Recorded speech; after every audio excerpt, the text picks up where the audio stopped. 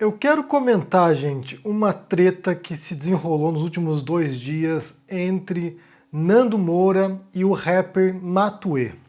Porque essa treta em particular vai nos permitir pensarmos um pouco sobre cultura e também sobre falácias lógicas, particularmente sobre a falácia ad hominem, que é o ataque ao interlocutor em vez de atacar o argumento do interlocutor. Só que antes disso, alguns recados importantíssimos. O primeiro deles é que faltam 8.000 pessoas para chegarmos a 600 mil inscritos aqui no canal, gente. A meta é chegar até final de dezembro a 600 mil, então eu preciso da força de vocês aqui. Compartilhem o canal, chamem novas pessoas para assistirem aqui, para se inscreverem, para a gente poder atingir essa meta. Vamos ver se a gente consegue, eu dependo de vocês aqui. Então, atingir 600 mil inscritos até final de 2020. Primeiro recado. O segundo recado é, se vocês não viram o vídeo de ontem aqui, no qual eu conversei com o Eduardo Moreira e o Gessé Souza, o sociólogo, confiram, porque lá a gente fala sobre um projeto que eles têm agora que se chama o Instituto Conhecimento Liberta, que é uma plataforma de cursos, com vários cursos distintos lá dentro. Tem curso de Sociologia com o Gessé Souza, que é um dos grandes sociólogos brasileiros, tem curso de Educação Financeira com o Eduardo Moreira, tem curso de Mandarim, tem curso de Inglês, tem curso de Excel, tem curso de História Brasileira, tem curso de Filosofia, e ano que vem, no começo do próximo ano, terá um curso de Escrita e Narrativa comigo lá. Agora eu sou um parceiro do Instituto, do ICL. Eu vou deixar para vocês aqui o link no comentário fixado e na descrição. Se torne um associado lá para poder ter acesso a todos esses cursos, inclusive do meu no próximo ano. E eu volto certamente ano que vem para falar sobre o curso e divulgar também, porque vai ser muito legal para podermos fazer aulas ao vivo sobre como escrever um livro, como publicar esse livro e também sobre como as histórias são estruturadas. Então será muito legal, confira o vídeo de ontem e também se torne um associado do Instituto Conhecimento Liberta. E o último recado tem a ver com o meu livro sobre o Bolsonaro, Minha Especialidade em Matar, que chegou à primeira posição geral da Amazon em livros digitais essa semana, e aproveitando agora o mês de dezembro, que é Natal, o livro estará com desconto durante todo o mês de dezembro, está por R$ 9,99 lá na Amazon, o livro digital, durante o mês de dezembro. Então, assim, se você quiser comprar para o Natal e aproveitar o desconto, é mais ou menos 30% de desconto, então aproveite. E é isso, esses são os recados, e vamos falar agora sobre a treta entre Nando Moura e Matuê. O que aconteceu? O Matuê foi entrevistado no Flow Podcast, e numa das cenas lá, num dos trechos da entrevista, ele e os entrevistadores fumaram lá um baseado, fumaram maconha lá no programa. O Nando fez um vídeo revoltadíssimo com essa cena, indignado porque achou que era apologia à droga, ou seja, estava putíssimo ali com essa questão. Eu não vou entrar aqui, sabe, na dimensão de legalização da maconha ou não, eu não vou entrar nessa questão de legalização de drogas ou não, nem se faz bem para a saúde ou mal para a saúde, eu não vou entrar nessas questões porque, sinceramente, se eu emitir uma opinião sobre isso, será uma opinião desinformada. Eu não estudei sobre isso, não pesquisei nada sobre esse assunto, não tenho nenhuma base para poder, sabe, me declarar a favor ou não, contra ou apoiando. Não tenho base para isso, então não vou emitir uma opinião. O que eu quero falar para vocês é que, para mim, pessoalmente, né, eu falo aqui como alguém que se comunica com vocês diariamente, que acompanha outros canais, me parece bastante inapropriado que você tenha um canal de entrevistas como esse, ou outros canais no geral aqui no YouTube, no qual você tenha abertamente pessoas usando drogas recreativas. E aqui nem é questão de ser maconha, se fosse cigarro, se fosse tabaco, se fosse cerveja, me pareceria inapropriado, porque a gente sabe que na televisão, por exemplo, ou mesmo no cinema, há restrições sobre mostrar cenas de personagens ou pessoas usando drogas recreativas. Então, não me parece que o YouTube deveria ser muito diferente nesse sentido. Me parece inapropriado, porque você tem as mais diferentes faixas etárias assistindo esses programas e isso não é um bom exemplo. Antigamente havia outros parâmetros, né? Por exemplo, o uso de cigarro, né? Nicotina, que era visto como sinal de poder. Você tinha mulheres fumando nos filmes, homens fumando nos filmes, e isso mudou drasticamente de uns anos para cá. Então hoje, por exemplo, há uma restrição muito maior sobre o uso de nicotina em filmes de Hollywood. Então, como eu disse, me parece inapropriado. E isso aqui nem tem a ver com falso moralismo, não, assim, sabe, aquela coisa, ai não, drogas, não sei o que desde a antiguidade, possivelmente desde a pré-história humana, os seres humanos usavam drogas recreativas. Eu nunca usei, nem bebida alcoólica, nem nada, cigarro, nada disso, nunca usei droga recreativa, mas conheço um monte de gente que usa e Eu acho que no seu âmbito pessoal, privado, você faz o que bem entender, mas num canal no YouTube, isso me parece bastante inapropriado, e essa é a minha posição, essa é a minha opinião. Nesse sentido, estaria mais ou menos de acordo com o Nando Moura, mas o que o Nando faz é muito além disso, né? O Nando, ele parte para diferentes ataques que não tem a ver apenas com essa visibilidade inapropriada, mas parte para atacar o Matuê, ridicularizar o Matuê, imitar trejeitos das pessoas, como ele faz habitualmente, não é a primeira vez que ele faz isso, e ele também diz que o cara não é músico, que ele acha que é músico, ou seja, ele parte para outras questões que são muito mais profundas do que a mera representação do uso de droga num programa de entrevista.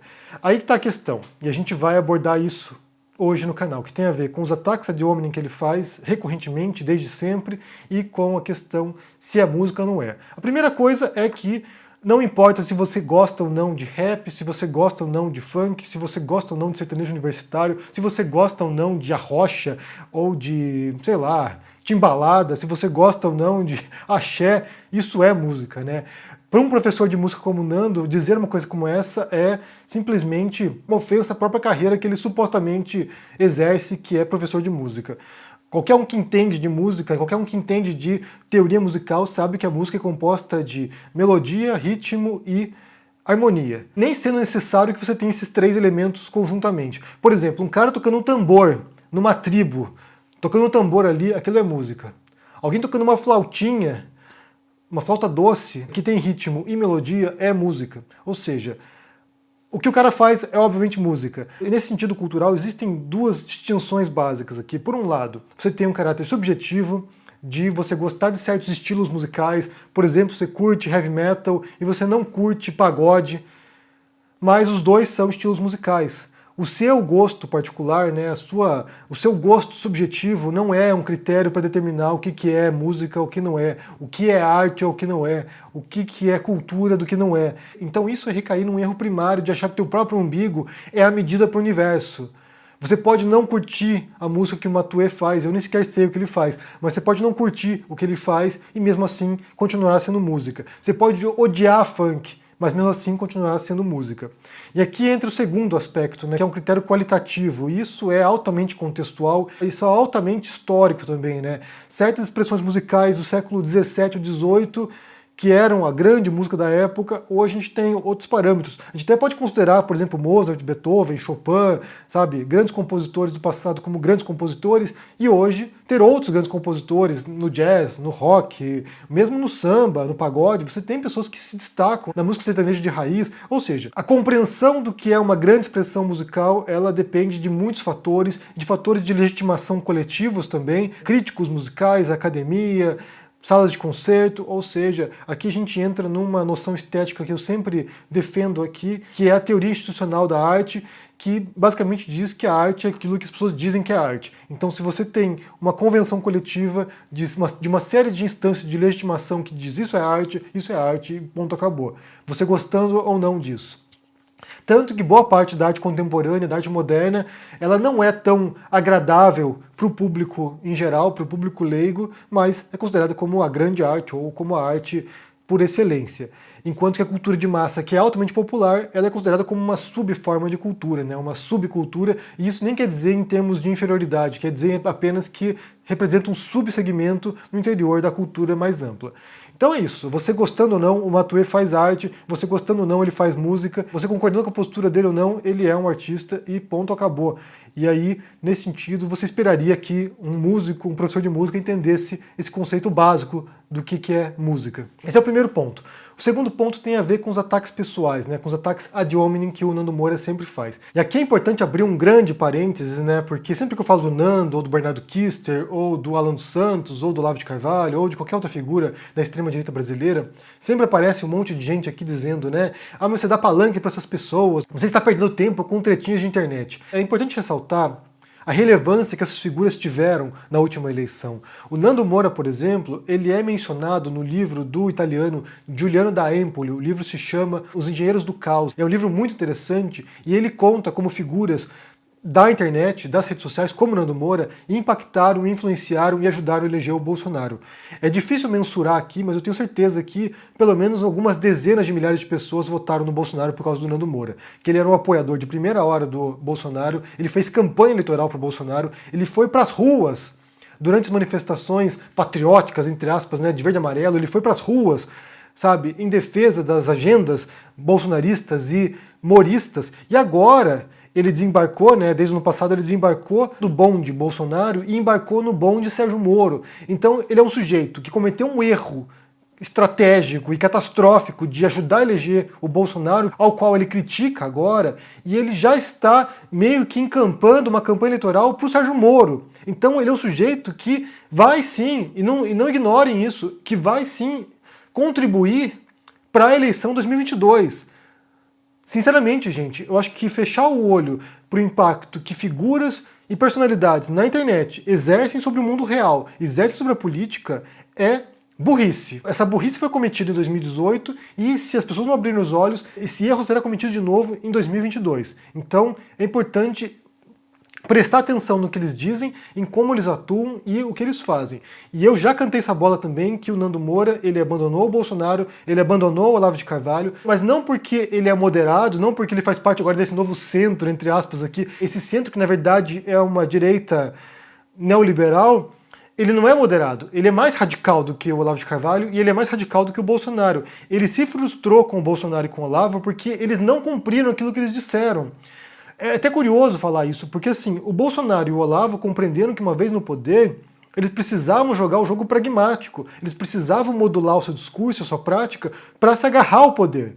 Então, assim, o jogo ideológico é um. Você dizer, ah não, eu vou acabar com os comunistas é uma coisa. Quando você entra no poder, você sabe que se você ficar com essa retórica inflamada e extremista, você não vai continuar muito no poder. Então, o que Bolsonaro e o Olavo fizeram foi moderar o discurso, modular o discurso para poder continuar no poder. E o Nando não, o Nando continua com o discurso, o mesmo discurso extremista de antes. Ele é mais olavista do que o Olavo de Carvalho e ele é mais bolsonarista do que o Bolsonaro.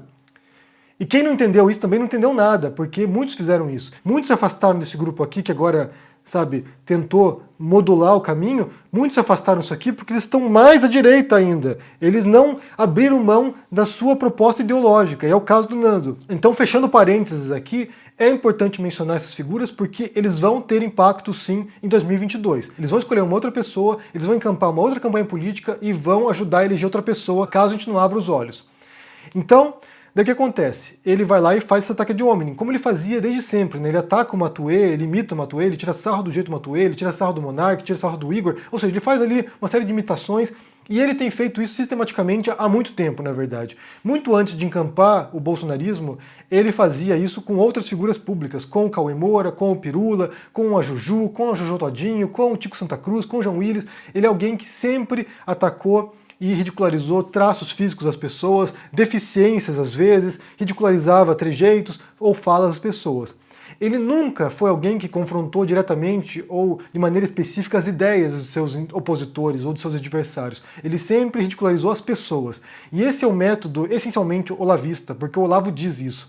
O Olavo, ele diz explicitamente que o confronto não é um confronto de ideias, não enfrente as ideias dos comunistas, enfrente os grupos, enfrente as pessoas, destrua as pessoas. Então o Nando, ele reproduziu uma retórica e uma tática e um método basicamente olavista. Não confronta as ideias dos seus opositores, ele confronta as pessoas dos seus opositores. Ele tenta destruir essas pessoas. Em algumas circunstâncias ele conseguiu fazer isso. Há muitas figuras públicas que foram humilhadas pelo Nando e que abandonaram o debate porque os ataques que sofriam eram brutais. E ele tentou fazer isso comigo e deu errado, na verdade, né? Eu tenho que agradecer ao Nando, porque eu posso dizer aqui que talvez uns 50 mil inscritos meus aqui vieram por causa dos ataques que o Nando fazia contra mim, isso em 2018, 2019. Então, ele fazia isso. Ele mirava em alguém, ele botava lá um alvo nas costas de alguma pessoa e os seguidores dele iam em massa atacar essa pessoa. E muitas vezes os ataques eram brutais, com insultos, com ameaças. Então era um método que ele utilizou, que é um método, repito aqui, um método olavista,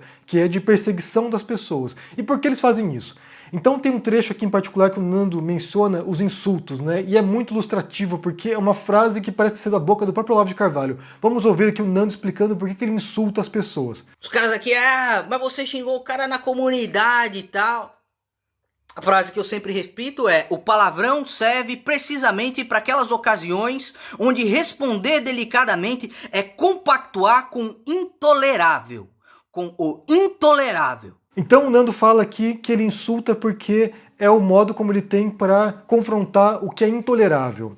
E o Olavo fala a mesma coisa. O Olavo diz que ele usa os insultos porque é como se saísse do coração dele, né? É quando ele está indignado e é como se o insulto saísse, brotasse. E o insulto é uma expressão genuína, né? De honestidade intelectual. Eu quero mencionar esse aqui, um livro chamado A Arte de Ter Razão. Existem várias edições em português, que é do filósofo alemão Arthur Schopenhauer. E esse livro aqui tem uma edição em português que foi prefaciada pelo Olavo de Carvalho. Se não me engano, a edição com o Olavo se chama Como Vencer um Debate Sem Ter Razão, Sem Precisar Ter Razão, uma coisa assim. São 38 estratagemas para vencer um debate. E o último deles, né, o último estratagema, eu vou ler para vocês porque é muito revelador, na verdade, porque é quando o Schopenhauer ensina que caso você tenha perdido o debate, caso você não tenha mais argumentos, caso você não tenha argumentos nenhum, né, que é o caso do Nando Moura, ele não tem argumentos, caso você não tenha argumentos, o que você faz? Xinga. Você tem inclusive uma fala do Arthur Weintraub, que é o irmão do ex-ministro da Educação, falando isso. Faça como diz o professor Olavo. Se você encontrar um comunista, você xinga. E daí que diz aqui o Schopenhauer. Quando se adverte que o adversário é superior e que acabará não nos dando a razão, se adotará um tom ofensivo, insultante, áspero. O assunto se personaliza, pois do objeto da contenda, dado que a partida está perdida, se passa ao opositor e se ataca, de maneira ou de outra, a pessoa. Poderia-se chamar isto de argumento ad personam, para distingui-lo do argumento ad hominem. Aqui o Schopenhauer faz uma distinção que não é recorrente nos trabalhos mais recentes sobre falácias lógicas ou sobre ad hominem, né? Ele diferencia o ad hominem do ad personam. Na verdade é a mesma coisa. Alguns chamariam de argumento ad hominem abusivo, que é você xingar a pessoa, insultar a pessoa, em vez de confrontar a pessoa particularmente, né? E daí ele fala o seguinte: todo mundo sabe insultar as pessoas. Nem todo mundo sabe argumentar, mas todo mundo sabe insultar. Então acaba sendo muito fácil você xingar o teu interlocutor. Como se defender disso? Como você se defende de alguém que te insulta? E a resposta de Schopenhauer é muito interessante porque responde a uma pergunta que a gente faz recorrentemente aqui. Ele responde o seguinte: a única contra-regra segura é, portanto, aquela que o Aristóteles indica no último capítulo de seus tópicos: não entrar em controvérsia com o primeiro que aparece, senão apenas com aqueles que a gente conhece e que a gente sabe que tem inteligência suficiente para não propor coisas absurdas que levem ao ridículo, e que tem talento suficiente para discutirem à base de razões e não com bravatas, para escutar e admitir razões e, enfim, que apreciem a verdade. Deem ouvidos com prazer às boas razões, mesmo quando procedam da boca do adversário, e que sejam bastante equitativos para suportar que não lhes dê a razão, quando a verdade está na outra parte. Disto se segue que, dentre 100 pessoas, apenas há uma ou outra com a qual valem a pena disputar. Então, o que o Schopenhauer explica pra gente aqui é que, nessa disputa argumentativa, né, quando você sabe que você não tem como ganhar mais o debate, quando você não tem argumentos, você vai lá e xinga a pessoa, você vai lá e insulta as pessoas. E o Nando sabe disso, o Olavo sabe disso, porque eles citam esse livro aqui. É uma das bases, entre aspas, aqui, argumentativas do Nando Moura e do Olavo de Carvalho. O Schopenhauer, ele ensina técnicas para você destruir seu opositor. E não necessariamente ganhar um debate porque você tem razão, mas porque você está humilhando publicamente o seu interlocutor. E a regra que o Schopenhauer defende para você enfrentar as pessoas, né, para você vencer um debate de maneira razoável, tendo razão, e não apenas porque você humilhou o seu opositor, é escolher bem os seus opositores. É você enfrentar pessoas que você sabe que são razoáveis, e não debater com qualquer idiota que aparece no caminho.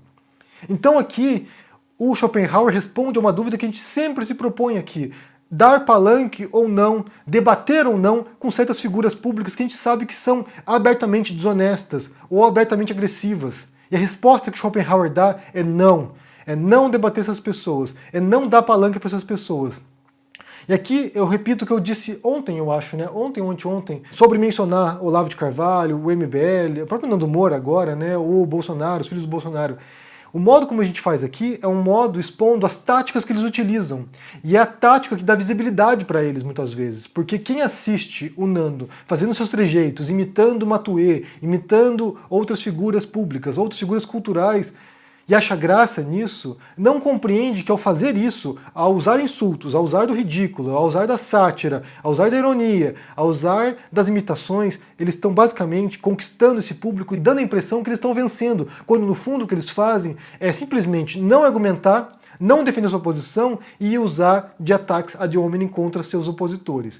No fundo, aqui, a gente está naquele grande embate cultural, naquela grande guerra cultural na qual eles acham que eles são os defensores do bastião da cultura ocidental, que são os defensores do cristianismo, e ao mesmo tempo eles estão usando de um discurso que é basicamente de raiva, de insultos, de intolerância.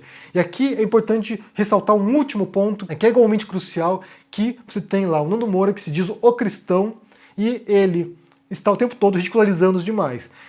E isso vale mencionar, o oposto do que propõe Jesus. Jesus era alguém que via as pessoas que eram excluídas, via as pessoas que eram minorias, via as pessoas que estavam abandonadas, que eram menosprezadas, e ele acolhia as pessoas. A mensagem de Jesus é uma mensagem de acolhimento das pessoas. Era alguém que abraçava as pessoas, era alguém que resgatava as pessoas, e não que ridicularizava, não que afastava, não que repelia, não que usava de insultos contra aquilo que ele achava que era intolerável.